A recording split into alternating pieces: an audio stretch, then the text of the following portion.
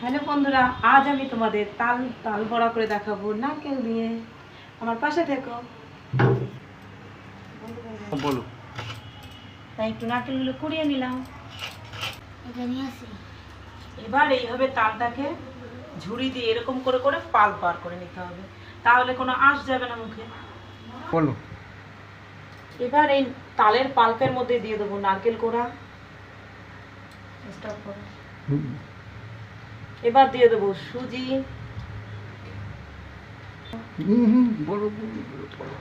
চালের গুঁড়ো, ময়দা,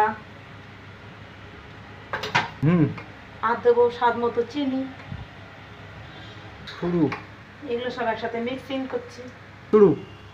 কড়াইতে তেল গরম করে বড়াগুলো ছেড়ে দিলাম।